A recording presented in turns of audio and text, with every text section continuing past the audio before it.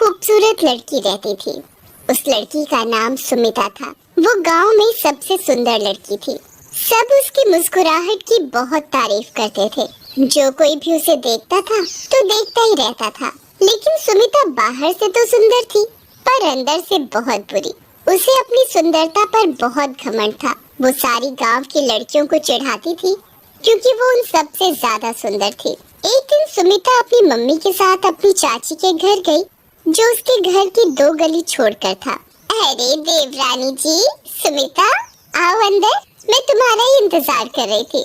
सुमिता अपनी चाची के घर के चौक में चली जाती है और दीवार पर लगे आईने के पास जाती है और खुद की खूबसूरती को निहारती है। अचानक से आईने में उसे एक काली सी लड़की दिखाई देती है और डर कर चिल्लाती है, आह! फिर जब वो पीछे मुड़कर देखती है तो उसे पता चलता है कि वो उसकी चाची की बेटी फुलवा है। ओह, तो तुम हो। तुम्हारी बदसूरती ने तो मुझे डरा ही दिया था। ओह, माफ कर दो, मैंने तुम्हें डरा दिया। अरे, नाम तो तुम्हारा फुलवा है, तुम्हारी शक्ल कांटे जैसी क्यों है? तभी पीछे से सुमिता की चाची सुमिता और फुलवा को बुलाती है। अरे देवरानी जी, अब तुम ही बताओ, मैं अपनी लड़की की शादी कैसे करूं? कोई लड़का इससे शादी करना ही नहीं चाहता। अब हमारी किस्मत तुम्हारी जैसी नहीं जो सच में फूल जैसी बेटी पैदा हो। अरे नहीं नहीं, ऐसा नहीं बोलते, इसकी शादी जरूर होगी। हाँ, शादी होगी भी कैसे? इतनी बदसूरत लड़की से शादी करके कोई अपनी जिंदगी थोड़ी ना बर्बाद करेगा। कहीं पता चला इसकी मुस्कुराहट देखकर कोई डर ही जाए और शादी का मंडप छोड़कर भाग जाए। फुलवा को सुमिता की बात बहुत बुरी लगती है। जब सुमिता और उसकी मम्मी अपने घर चले जाते हैं तो फुलवा अपने आप को कमरे में बंद करके बहुत तेज तेज रोती है और किसी से बात नहीं करती। जब उसकी मम्मी उसके रोने की आवाज सुनती है तो वो उसके कमरे के पास जाती है और बोलती है, अरे अरे बेटा फुलवा, क्या हुआ? ऐसे क्यों रो रही हो? माँ माँ, मैं बदसूरत हूँ ना, इसीलिए मुझसे कोई शादी नहीं करना चाहता। ये बदसूरती मेरे लिए सबसे बड़ी परेशानी है और मेरी मुस्कुराहट देखकर तो कोई भी डर जाता है। अरे बेटा, ये तुझे किसने कहा? ऐसा कुछ भी नहीं है, मुझे ये सब सुमिता ने कहा और वो तो बहुत सुंदर है ना, और तेरी मुस्कुराहट बहुत गंदी है। फुलवा की माँ को ये सुनकर बहुत बुरा लगता है और वो रोते रोते अपने कमरे में चली जाती है। अगले दिन जब फुलवा की माँ फुलवा के कमरे में जाती है तो देखती है कि फुलवा कहीं नहीं है। फुलवा की माँ उसे बहुत पुकारती है और पूरे घर में ढूंढती है। फुलवा, अरे ओ फुलवा, कहाँ चली गई? पीछे से फुलवा के पापा आ जाते हैं और बोलते हैं, अरे क्यों चिल्ला रही हो? यहीं कहीं होगी, बाहर सामान लेने गई होगी, आ जाएगी थोड़ी देर में। फुलवा की माँ और पापा उसका शाम तक इंतजार करते हैं। फिर तभी फुलवा का भाई मम्मी पापा के पास आकर बोलता है, मम्मी पापा, मेरी बात सुनो, देखो मुझे फुलवा के कमरे से फुलवा की चिट्ठी मिली है। फुलवा की मम्मी उसे वो चिट्ठी पढ़ने को बोलती है। माँ, मैं फुलवा, मैं ये घर, ये शहर और ये दुनिया छोड़कर जा रही हूँ क्योंकि मैं समझ चुकी हूँ इस दुनिया में बदसूरत लोगों की जगह नहीं है। मेरी मुस्कुराहट से लोगों को इतनी दिक्कत है, मुझे नहीं पता था, इसलिए मैं जा रही हूँ। अलविदा माँ, पापा और आई। फुलवा का परिवार इस बात से बहुत दुखी हो जाता है। तभी फुलवा की माँ सुमिता की माँ को फोन लगाती है और उसे बहुत कोसती है। देवरानी जी, सब कुछ आपकी बेटी की वजह से हुआ है। ना आपकी खूबसूरत बेटी हमारी फुलवा बेटी को बदसूरत बोलती और ना ही वो घर छोड़कर जाती। सुमिता की माँ ये सब सुनकर चौंक जाती है और जाकर सुमिता को बहुत डांटती है। वहीं दूसरी ओर फुलवा घर से भागकर दूसरे शहर आ जाती है। वो वहाँ बिल्कुल अकेली पड़ जाती है और रात के समय उसे बहुत डर भी लगता है। बस अब वक्त आ चुका है मेरे जाने का। फुलवा पास में बनी नाली में कूदकर अपनी जान दे देती है। फिर थोड़ी देर बाद वहीं से एक लड़की जा रही होती है। वो अपना ऑफिस का काम करके आ रही होती है। वहीं पास में एक रेलवे स्टेशन होता है। वो लड़की वहाँ रेलवे स्टेशन के बेंच पर बैठकर रेल का इंतजार करती है। तभी उसे पटरी के सामने वाले प्लेटफॉर्म पर एक लड़की दिखाई देती है जो उसे अजीब तरीके से घूर रही होती है। वो उसे नजरअंदाज कर देती है और अपने फोन में देखने लगती है।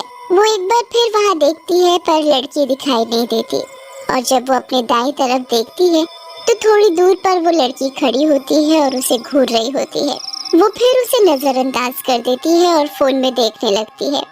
फिर वो अपनी बाईं तरफ देखती है तो वो लड़की थोड़ी और पास उसे खड़ी दिखाई देती है और वो लड़की उसे आवाज लगाकर पूछती है, तुम कौन हो और तुम मुझे क्यों देखे जा रही हो? वो लड़की उसे कोई जवाब नहीं देती और फिर उसे नजरअंदाज कर देती है। फिर लड़की अचानक से उसके पास आकर खड़ी हो जाती है और वो लड़की चौंक जाती है और भागने की कोशिश करती है। तभी वो लड़की उसके कंधे को पकड़ लेती है। जब वो मुड़कर देखती है तो वो इस लड़की की मुस्कुराहट देखकर डर जाती है। उस लड़की की मुस्कुराहट बहुत डरावनी और लंबी होती है और वो लड़की उसे मार देती है।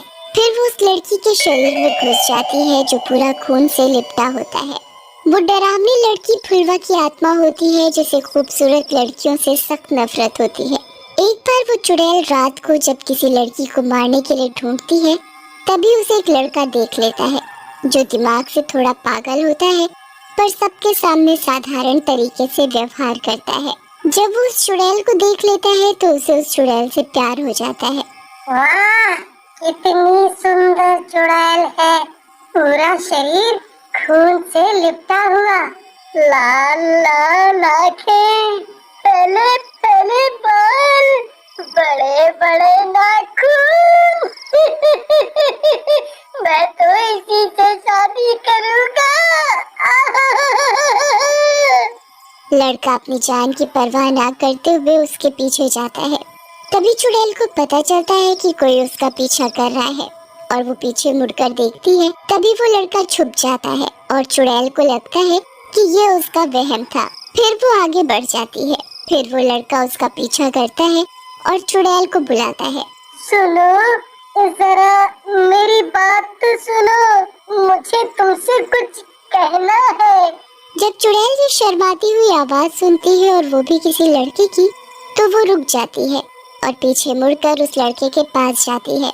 तुम बहुत सुंदर, मैं तुमसे शादी करना चाहता हूँ। क्या तुम मुझसे शादी करोगी? हाँ, मैं तुमसे शादी करूंगी।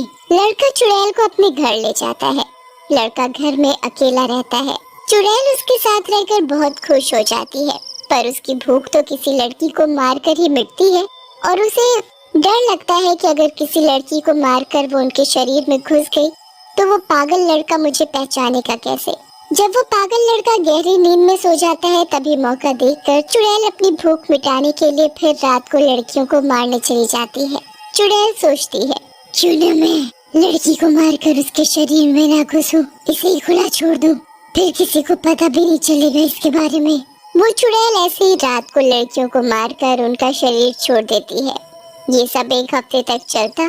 फिर पुलिस को इन सारी बातों का पता चल जाता है और वो इसकी कार्रवाई करना शुरू कर देती है। पुलिस जगह जगह सीसीटीवी कैमरे लगा देती है ताकि खूनी का पता चल सके। इसके बारे में चुड़ैल को पता नहीं होता और फिर वो रात को लड़कियों को मारने चली जाती है। एक बार वो चुड़ैल सीसीटीवी कैमरे में लड़की को मारते हुए देखी गई और ये वीडियो पुलिस के पास पहुंच गया। पुलिस उस चुड़ैल को देखकर बहुत घबरा जाती है और पूरे शहर को इस चुड़ैल के बारे में तैनात कर देती है।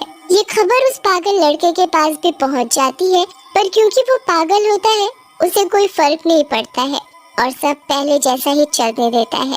और दूसरी ओर पुलिस चुड़ैल को ढूंढने में जी जान लगा देती है। शहर के लोगों से इस बारे में पूछती है। जब चुड़ैल को ये पता चलता है तो वो सोचती है, अब तो मुझे और तैनात रहना पड़ेगा क्योंकि अगर पुलिस को मेरे बारे में पता चल गया तो आगे मेरे साथ क्या होगा वो मुझे भी नहीं पता।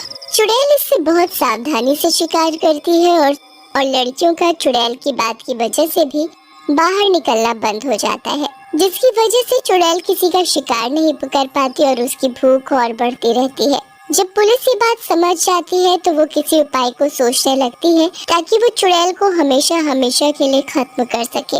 फिर पुलिस को एक उपाय सोचता है जिससे वो आधी रात को एक लड़की का असली दिखने वाला पुतला रास्ते पर रखे बेंच पर बिठा देती है, जिससे ऐसा लगता है कि कोई लड़की सचमुच वहाँ बैठी है।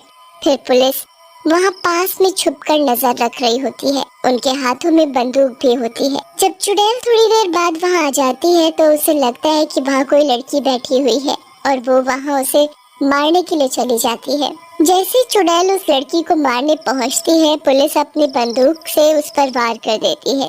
पुलिस उसके ऊपर 10-12 गोलियां चला देती है जिससे वो चुड़ैल मर जाए, क्योंकि वो एक लड़की के शरीर में होती है।